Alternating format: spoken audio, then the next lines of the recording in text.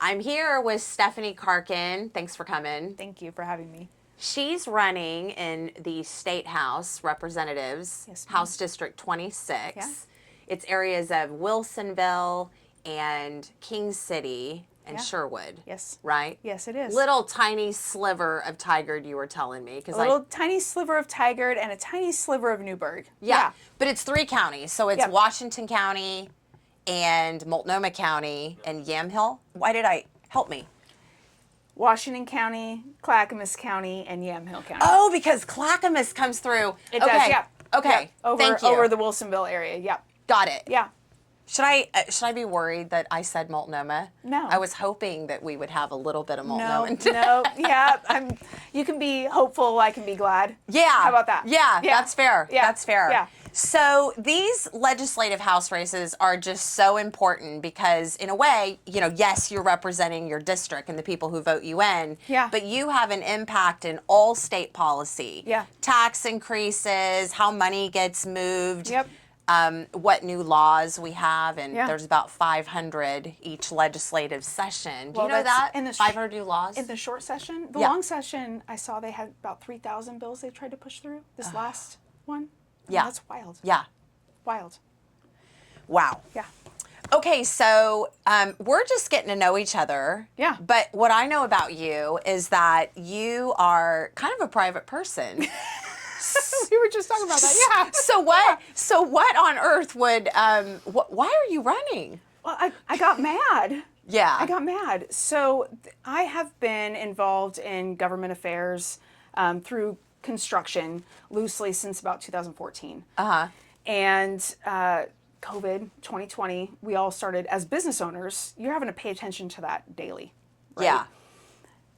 And I'm in the construction business for people who don't Okay. know as a Okay. designer, so I'm aware of so some there of you this. go. So you're watching it daily to see what the new laws are coming out. What are your new restrictions? How are we going to maneuver?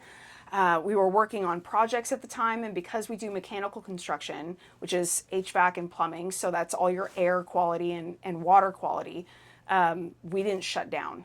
And so we're having to watch all of this daily. And when you get in that habit, you start paying attention to all the other things that are going through. And this last session, I watched, close to 3,000 bills go through, and I'm like, what is happening? What is happening to our state? What is happening to our care for businesses, to the care for people? It just didn't feel like people were representing people anymore. So that's why I decided to run. Yeah, felt like Yeah. somebody else was representing. Yeah, it Yeah. was just too much politics and politics. And I think that we're supposed to serve. We're supposed to represent the people. And so why I wanted to run was to represent not only my community, but my industry and my family. My kids live in Idaho, and I'm sure they won't move home. There's no reason to. So that's my why. Yeah, there's a lot of people that are saying that about their adult children or their children that are becoming adults, and they're Yeah. very concerned about them not picking a future where home is because there's less opportunities. Yeah, I've been knocking on a lot of doors, and a lot of people are either getting ready to move or they're deciding whether or not they're going to stay here because their kids don't want to live here anymore. So it's pretty sad. Super sad situation. It's beautiful here. I love it here. It's my home. It's where I've grown up. It's where my business is, where I've raised my children, and I want to see it thrive. I do too. Yeah. So I am looking at the top fundraiser in the legislature. That's what I keep hearing. Yeah. How did that happen? I mean, what, like you obviously are saying, well, let me back up. Okay. People, one of the things that tends to be hard is raising money. Yeah, it is hard. And it's funny that that's the case because I hate asking for money. I hate it. I want to do the work first and earn it. Yeah. That's just in my DNA. Let me work for it and I'll earn it. Yeah. But getting people to invest in something when you can say that not only am I going to earn it, but invest in me and I will make it better for you. You're going to get this money back because we need to do something different with our state. We need to stop being ranked at the bottom or in the worst ways across our nation. Right. And people are inspired by that. And I think that a lot of people have seen my work ethic and they've seen what I can do. And they see what I do in business and in serving the community and raising my children, that they believe me, I guess. So Yeah. they're getting behind it. So let's talk a little bit about some of the work that you've done in the community. I don't know. I've heard that you have done a lot of work in human trafficking. Yes. What does that look like? So I had the privilege of being a part of an association called Remember New. And what they do is child trafficking prevention. So they build homes, and it's global. And they build homes that provide shelter and vocational training for those that are in high trafficking areas. And so I was able to put on fundraisers and events all across the country for them. I was able to serve on their board for a while, and I sponsor some children. So I have a couple kids over in Cambodia and Myanmar. So it's wonderful. So a little bit more of an international type field. Yeah. Absolutely. Yeah. And you're, I know this doesn't have a lot to do with running for the House, but but you grow a lot of your own food too, as I understand. I do. I have a garden. I love to garden. So we have a little orchard. It's getting eaten by deer. It's pretty bad right now, but that's okay. So we love that. My kids go out there, and my daughter will just grab a cucumber and just start chomping on it, just right out of the garden. It's wonderful. So yeah, we grow a lot of our own food, and I can it, canned tuna, love all of that. So stay up all night packing tuna. I love this. I love this new thing where it's not new. It's as old as time. Yes. But we're getting more and more connected again to just the simplicity of life. Yes. And it seems like, I mean, you can grow anything in Oregon. You really can. So my husband's grandfather, Grandpa Meyer, he had all of these great canning recipes, and he was the first one that introduced me to canning. And so he's been great. He's no longer with us. He was a veteran. He lost his leg in the war, and serving our country, protecting our freedom, which we just got to celebrate here. 250 years. 250 years, yeah. And so I've just kind of taken that with me, and my kids love it. My daughter loves to eat beets. She's 13. What 13-year-old loves to eat beets and quinoa? I don't know. She does. Yeah. So, yeah. That's pretty cool. Yeah. Well, if you introduce it to them, I think they appreciate it, they right? do. Yeah. So you grew up, as I understand, working a lot of jobs. So you've just had a lot of work ethic. Yeah. Do you think you were just born that way? I think so. I think that some people, when you grow up, I grew up moving from apartment to apartment. My mom was amazing. She had a strong work ethic. She also worked in construction. She did contracts and things like that for various construction companies. And she taught me that you just have to keep going. Yeah. Like, it's hard, but you have to keep going. And if you don't keep going, you'll have no hope of getting further. So sometimes you'll work really hard and you won't get far, but there's no way for you to get far unless you try. Mm-hmm. So I've always kind of carried that with me. Yeah, I think that's true about things that our parents teach us. Yeah. Yeah, it's part of the reason why I'm running right now. I mean, we could leave, or we can complain, or try and be a part of the solution. And so I decided to try and be a part of the solution instead of just sitting around complaining, or pack up and leave, of course, like so many others are. Do you have a sense of priorities whenever you get down to the legislature, besides just holding the line? Well, there's that. My hope is that there is some balance with this new election cycle, that we at least have a voice. Because Oregon is so focused on diversity and difference of opinion and bringing everybody together. Our country was founded on that, right? About a diverse background and culture and having every voice at the table. And that's what I really hope for, that we can bring forward with this next cycle. Instead of just talking about it. Right. Instead of just talking about it, or one mindset or one perspective being allowed to govern the entire state. I think that there's a lot of value in being able to have a voice at the table. And right now we're in a super minority. And that doesn't allow us to have a voice. Mm-hmm. My priorities would just be cost of living, the basics. You have your cost of living, businesses, small business, and our public safety and our education. And we can all agree on those things. We can all agree that those are priorities. And creating a space where, okay, our state funding is primarily derived from income tax, right? Yeah. So why would we not pour more into our businesses if our businesses are the ones that are generating jobs, which are generating a state income? Yeah, I think just moving from business adversarial, I think it was in the gubernatorial, one of the primary candidates, it might have been Dudley, Chris Dudley, that was talking about how it had become business adversarial. Yeah. And as a business owner, like I felt that the last few years. Oh, absolutely. It's just like, wow. Yeah, and the amount of what I would call unfunded mandates, these things that get passed that appear to have no cost impact, but they cost you. And they always say that on, Right. if you read OLIS, right? Yeah. Right, they do. And But they do have it. I have to hire a new administrator, and I think a lot of business owners can empathize with that. Yeah.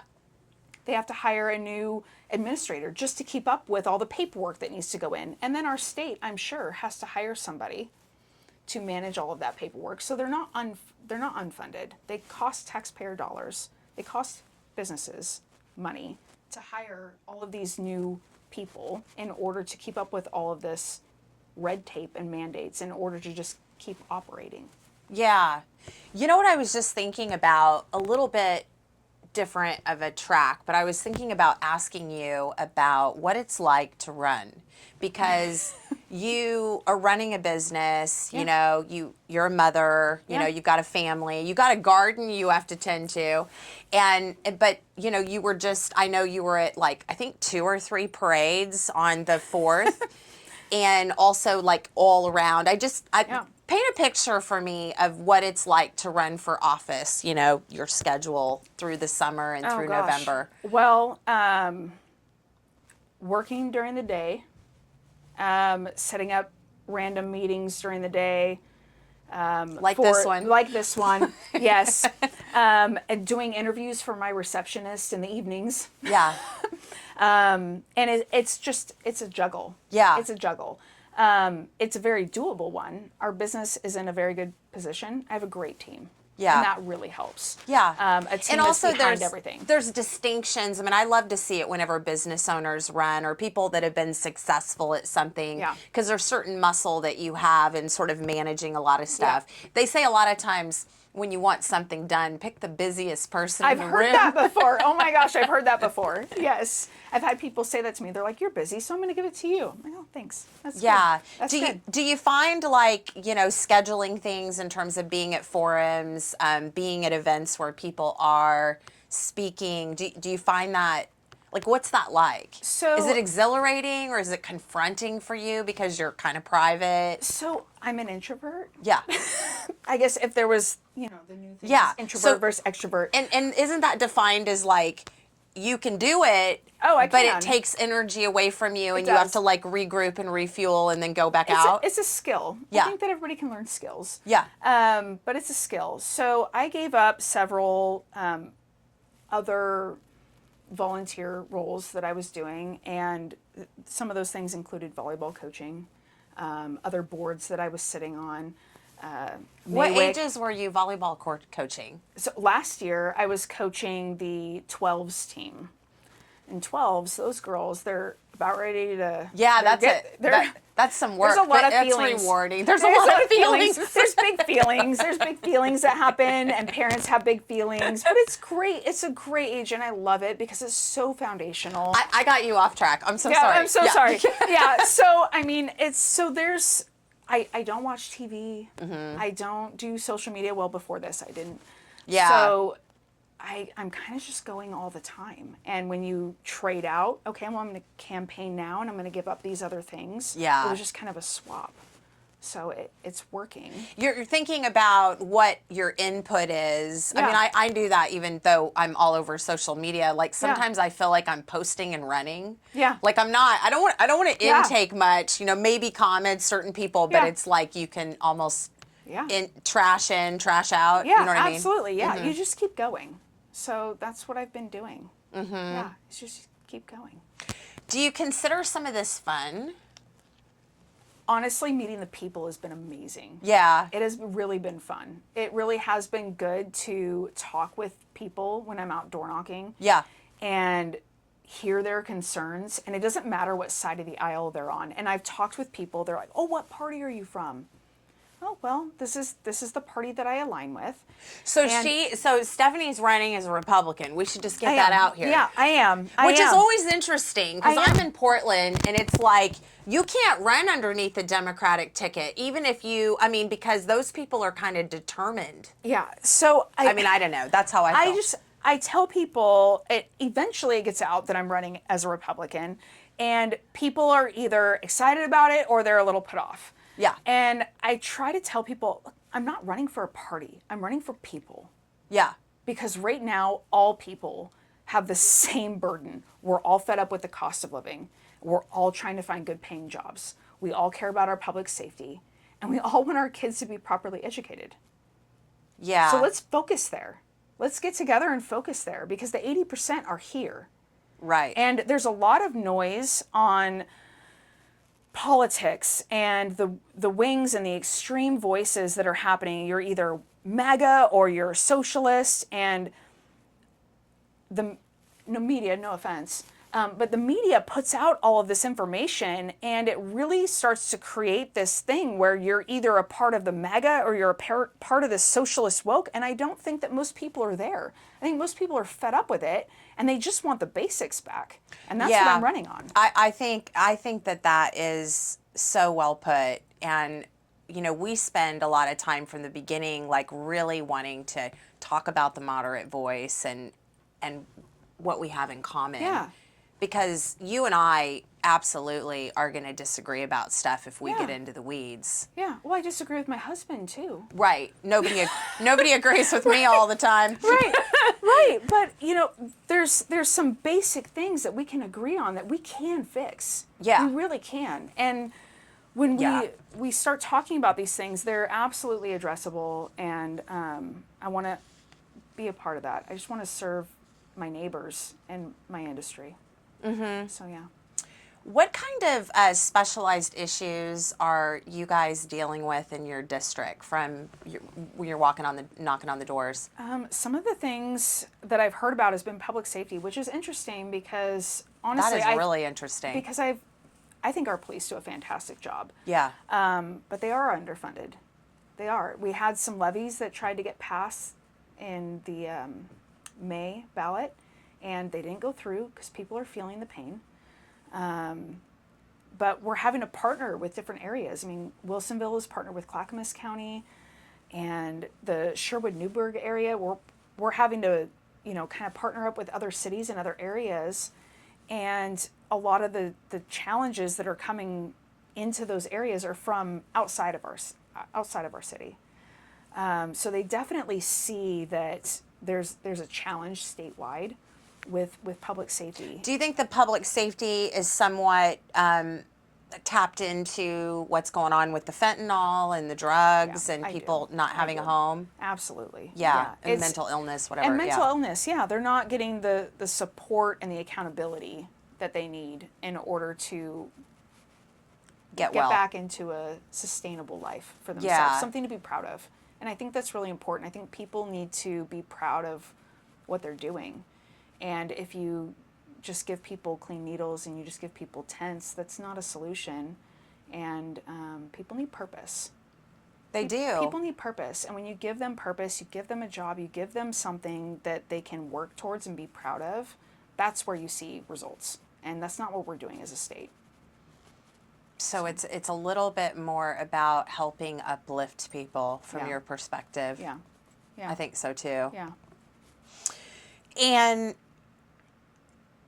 I mean, let's talk on the education, because I feel like, so I'm, in Mount Tabor, and I feel like in my neighborhood, we've had a lot of families with children who have moved to the metro. Yeah. And I know that when I go to places like King City or Wilsonville, or even over in Clackamas County, different places like Happy Valley, it's all about, That's where you move. A lot of people move so that Yeah. they can have an education, have the kids play Yeah. in the subdevelopments, that type of feel. So Yeah. what type of thoughts do you have about education or what you're hearing and how you think you can maybe help impact that?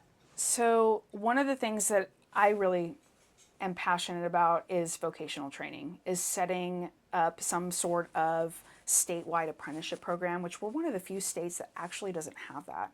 It's very interesting. Is setting up, we have AP classes that transfer into college credits, but we don't have a strong apprenticeship program that will get people into right away into jobs. HVAC, electrical. Well, and there's not just construction. You think about all across the board, auto mechanic. You think broader. Yeah, There's yeah. all these other vocational skills that if we had a statewide apprenticeship option that would really lean into the career base where those kids that really don't want to go straight into college. And then with AI, I mean, these jobs are Oh, going to be gosh. so much more important, Absolutely. hands-on. Absolutely. Yeah. So I think that number one, just keeping academics the focus in our schools is Math important. and science, yeah. Yes, the focus. English. Aside from that, again, going back to those unfunded mandates, when we have things that come across for our schools, I know that a lot of people talk about, well, our school's budget, why are they blowing the budget? Well, they get these unfunded mandates that say you all of a sudden have to include this in your curriculum. Well, the school's budget includes for them to renew their curriculum every 6-7 years, something like that. I don't remember exactly how long it is, but it's not every year. And when they're having to reprint new curriculum and new books every single year, that dips into their budget. That's not a part of their budget.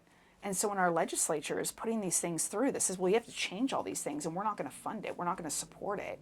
But you have to redo all these things and just absorb it.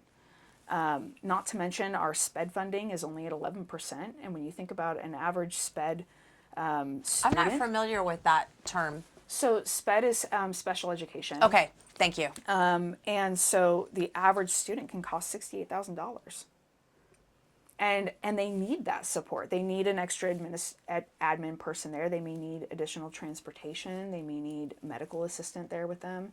And they're only getting 11% support from the state out of $68,000. And you think about how many kids need special education in our schools. Mm-hmm. That's a lot. That's a lot of money that they're putting out.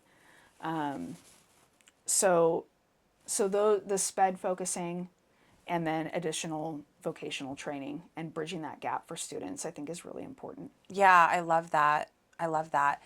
And on the economic place for businesses, let's just talk about that a little bit. Yeah. So, ideas there?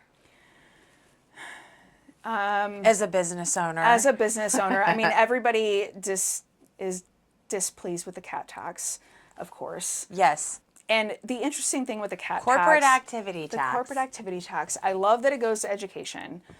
I do love that. But it hasn't improved it. And at the same time, it's still a makeup for the fact that we reduced the lottery spending to go to the or to go to schools. We have dropped down while our school budget went up, $11 million. They said something like that this last year. The overall percentage that's going to schools has dropped.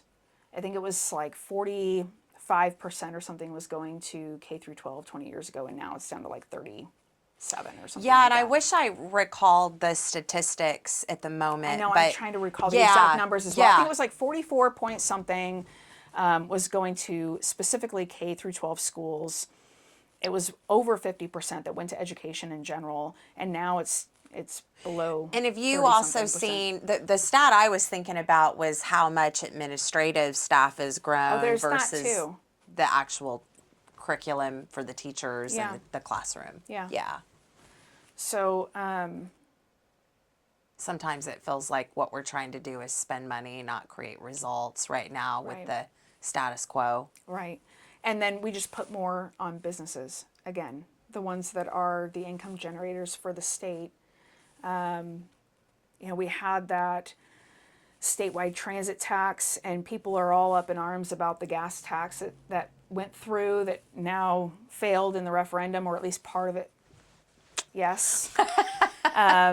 And I was able to be a part of the team that helped collect signatures, which was great. Yeah. And We had a lot of teams. there was a lot of people Lot of inspired enthusiasm. to participate in that for sure. And then the voters spoke on that, and that was great. Yeah, in 2017-ish, the last I'm ODOT, yeah. quoted because I'm on TV now.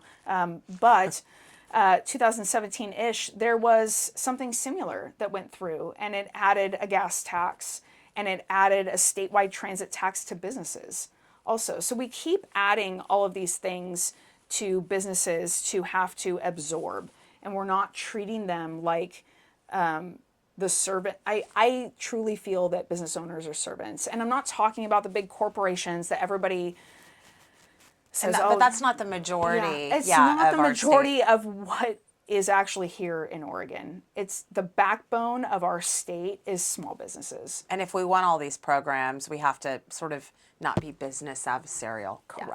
Correct. Yeah. Anything I didn't ask you that you would like people to know about your race or you?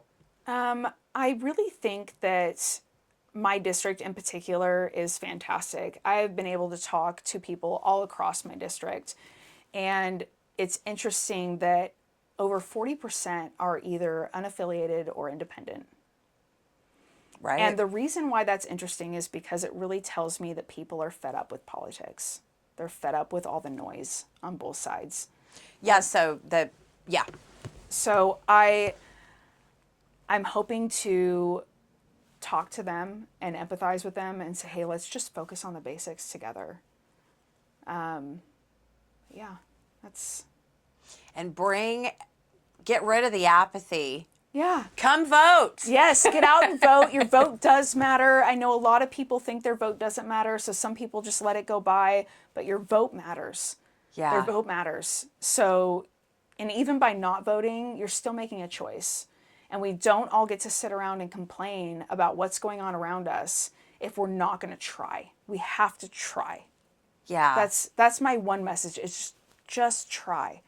Be a part of something. No matter what you're passionate about, no matter what you want to be a part of, just get out there and try. Right on. So, yeah. This is Stephanie Carkin, running for House District 26. Thank you. Thank you for coming out. Thank you for having me. And thank me. you for opening yourself up a little bit. Oh, well, thank you. Yeah. Yeah. Yes, absolutely. Absolutely. Awesome. Thank you. Yeah.